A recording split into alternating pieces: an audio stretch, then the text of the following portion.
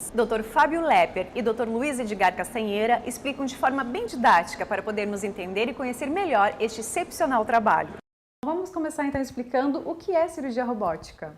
Na verdade é muito simples. Cirurgia robótica é uma laparoscopia. Só que é uma laparoscopia um pouco mais moderna, né? A laparoscopia, por conceito, nós entendemos como uma cirurgia realizada com pequenos orifícios.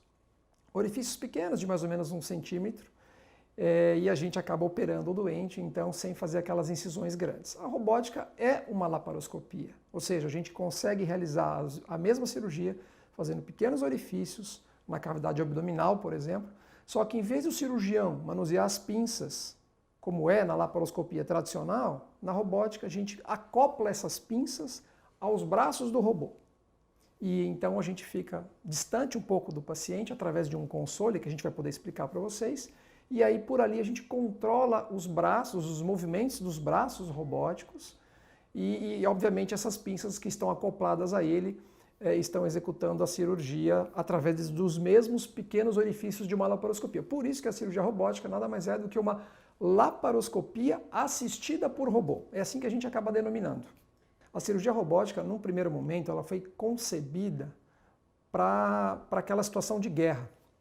Curiosamente, aqueles pacientes que eram feridos de guerra, os Estados Unidos idealizou um projeto onde o cirurgião poderia operar à distância esses pacientes feridos em guerra. Só que isso aí acabou não evoluindo por uma questão ética e por uma questão até de delay que existia entre o cirurgião que estava longe do equipamento que realmente estava operando o ferido de guerra, e esse projeto todo acabou sendo engavetado e por volta dos anos 2000, isso começou então a fazer parte de uma rotina dos hospitais civis, melhor dizendo agora, dos Estados Unidos. E em 2008 chegou no Brasil. Os hospitais de São Paulo no primeiro momento, o Hospital Albert Einstein, o Hospital Sírio-Libanês, cada ano que passa, de uma forma até exponencial, podemos dizer assim, crescendo e se expandindo por todo o território brasileiro.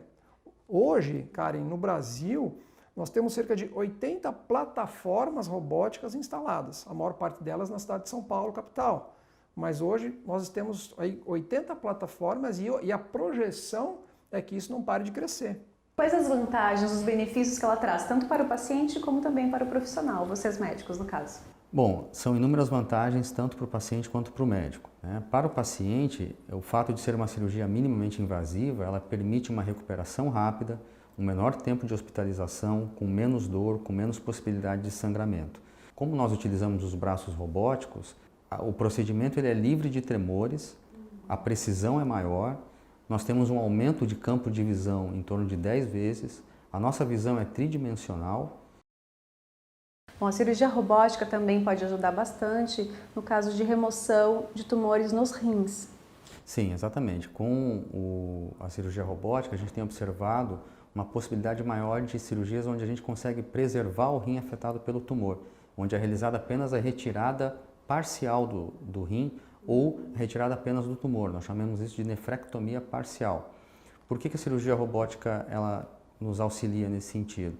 Pelo fato justamente de a gente ter uma maior precisão, nós temos um maior controle sobre o sangramento e conseguimos realizar suturas que a gente chama de hemostáticas para controle de sangramento com muito maior precisão.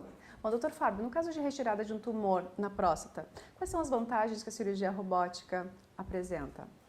São diversas, Karen. Na verdade, como a gente já estava comentando no nosso bate-papo, né, da precisão que a tecnologia robótica traz, né, para o campo de visão que ela oferece ao cirurgião, as vantagens todas do uso das pinças, dos graus de movimentação. Então, claro, isso vai se traduzir numa cirurgia com uma dissecção dos planos cirúrgicos mais precisa, e isso se traduz também nos resultados funcionais.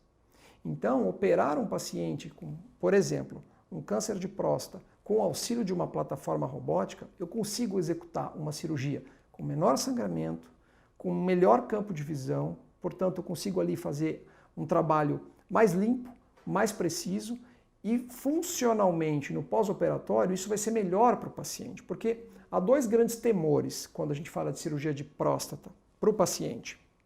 A incontinência urinária, que é a perda de urina, e a disfunção erétil, que é a impotência sexual. Só que Quando eu realizo esse tipo de cirurgia, por exemplo, o câncer de próstata, com o auxílio dessa tecnologia, a gente consegue minimizar as chances de ocorrência tanto de incontinência quanto de impotência. Além do que, quando você utiliza uma tecnologia dessa, que é uma cirurgia minimamente invasiva, o paciente ele se recupera mais rápido. Então ele vai de alta num tempo mais curto. No primeiro, no segundo pós-operatório, esse paciente está indo embora para casa. E lembrando que são pequenos orifícios. Então, a finalidade é que aquele paciente que está indo de alta hoje, daqui uma semana, 10 dias, ele já comece a retornar à rotina dele. Claro, de forma paulatina, mas que ele comece a retornar à rotina dele. Doutor, além da urologia, quais outras especialidades a cirurgia robótica abrange?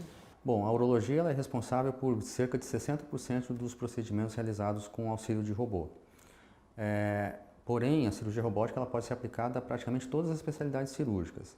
Hoje, o que a gente mais percebe, as especialidades que mais têm utilizado o robô são a cirurgia geral, a ginecologia, a cirurgia torácica e a cirurgia de cabeça e pescoço. Dentro da urologia especificamente, a maior parte dos procedimentos que nós realizamos são para cirurgias de câncer de próstata e para cirurgias de câncer de rim. São esses dois procedimentos que têm maiores benefícios utilizando a plataforma robótica. Doutor, qualquer paciente pode passar por essa cirurgia robótica? A princípio sim, Karen. Não há uma restrição absoluta, as contraindicações absolutas são mínimas. A grande maioria das pessoas podem sim ser eventuais candidatos à cirurgia robótica. Na verdade, o que a gente tem que só ressaltar é que nem toda cirurgia necessita da plataforma robótica. Né? Então não é toda cirurgia urológica que eu vou precisar de um robô do meu lado me auxiliando, não é isso. Aquelas cirurgias que exigem uma complexidade, um grau de dificuldade maior, se você tem uma tecnologia dessa do teu lado para te auxiliar, perfeito, ótimo. Então, assim, a gente acaba focando ou destinando e drenando aqueles casos mais complexos. Agora, qualquer paciente pode ser candidato, desde que tenha uma avaliação pré-operatória bem feita, sim, não há problema nenhum. Usualmente não é nada complexo fazer uma avaliação pré-operatória. Exames bioquímicos, exames de sangue tradicionais, uma boa avaliação cardiológica, uma boa avaliação com um anestesista. A gente sempre pede uma avaliação de risco operatório. O paciente preenchendo esses pré-requisitos, sem problema nenhum, a que o paciente possa ser operado. Bom, a cirurgia robótica ela não é mais o futuro, ela já é o presente no nosso país e ela proporciona inovação com segurança para muitos benefícios ao paciente.